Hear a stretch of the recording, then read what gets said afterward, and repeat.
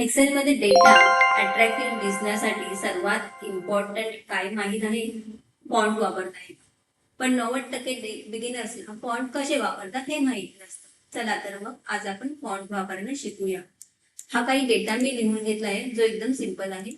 Profit and loss for the year 25-26 हा data मी इथे या शीटमध्ये इथे पेस्ट करत आहे. ही हेडिंग असल्यामुळे आपल्याला हेडिंग बोल्ड करायची आहे. तर इथे होम टॅब मध्ये फॉन्ट हे ऑप्शन आहे. मी अल्जेरियन ही फॉन्ट निवडते आहे. आता हा खालचा जो डेटा आहे तो मी इथे कॉपी करत आहे, इथे पेस्ट करत आहे. पेस्टचे हे जे मी करते, तर पेस्ट साठी तुम्ही माझे व्हिडिओ बघू शकता. मी 2 व्हिडिओ टाकलेले आहेत पेस्ट संदर्भात. ते तुम्ही नक्कीच बघा, त्यांची लिंक मी इथे डिस्क्रिप्शन मध्ये देते आहे. तर हा डेटा मी इथे सिलेक्ट केलेला आहे. आता मी तुम्हाला इथून सुरुवातीपासूनच दाखवते. एक्सपेन्स अँड अमाऊंट ही आपल्याला हेडिंग असल्यामुळे बोल्ड करावी लागेल. मला ह्याच्या फॉन्ट मध्ये काही चेंज नाही करायचे, म्हणून मी फक्त हेडिंग मध्ये बोल्ड केलेलं आहे. टोटल ही नेहमी बोल्ड असते. आता आपल्याला कोणते इटॅलिक वगैरे पाहिजे असेल, समजा हे प्रॉफिट अँड लॉस हे आपल्याला इटॅलिक मध्ये पाहिजे, इटॅलिक करू शकतो. अंडरलाईन जर पाहिजे, अंडरलाईन करू शकतो. आता अंडरलाईन मध्ये 2 ऑप्शन आहेत, underline, double underline. Double underline देखील करू शकतो. जास्तीत जास्त डबल अंडरलाईन टोटल यासाठी केली जाते, तर टोटलला डबल अंडरलाईन. ठीक आहे, पण आपण एक टेबल बनवतो आहोत त्यामुळे इथे अंडरलाईनची गरज नाही. तर आता इथे बॉर्डर मध्ये गेली, मी हा डेटा सिलेक्ट केला, बॉर्डर मध्ये गेली, ऑल बॉर्डरला सिलेक्ट केला. त्या बॉर्डर मध्ये तुम्हाला बरेच ऑप्शन दिसतील. Bottom border, top border, left border, right border. जसे तुम्हाला जर एखादा बॉर्डर तुमची मिस झाली इथे जर वाटत असेल तर तुम्ही ठेवू शकता. हे बघा, इथे थिक आउटसाइड बॉर्डर, म्हणजे आउटसाइडला आपल्याला हे थिक बॉर्डर करायचे आहे. डेटा सिलेक्ट केला,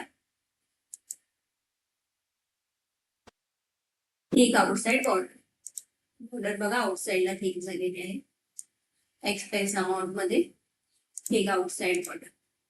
टोटल मध्ये सुद्धा मी थिक आउटसाइड बॉर्डर केलेली आहे. ठीक आहे, आता मला हे profit and loss for the financial year मला इथे चेंज करायचा आहे याचा कलर. तर मी इथे कलर चेंज करून जो पाहिजे तो घेतलेला आहे. आता मला ह्या फॉन्टचा कलर चेंज करायचा आहे. तर हा बघा, ए मध्ये जाऊन मी इथे फॉन्टचा कलर चेंज केलेला आहे. पण आता हे profit and loss for the year मला हे बघा, हे मला फक्त ह्या 2 लाईन मध्येच हे पाहिजे. तर मला काय करावे लागेल,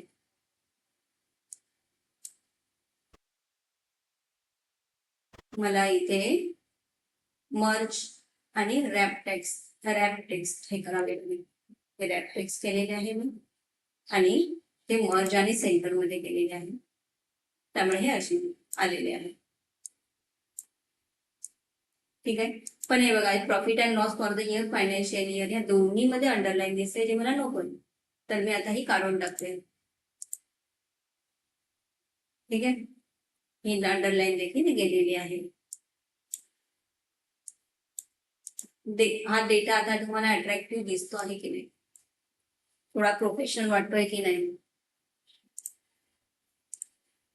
ठीक आहे, याला आता आपण सिलेक्ट करून हे आपण इथे कॉमा स्टाईल वाढवलेली आहे. हा व्हिडिओ तुम्हाला अट्रॅक्टिव्ह वाटला असेल, प्रोफेशनल टेबल कसे बनवायचे हे तुम्हाला जर कळलं असेल तर माझ्या व्हिडिओला नक्कीच लाईक करा, जास्तीत जास्त मित्रांना व्हिडिओ शेअर करा आणि सबस्क्राईब करायला विसरू नका. असेच इन्फॉर्मेटिव्ह व्हिडिओ मी पुढे घेऊन येणार आहे. थँक्यू.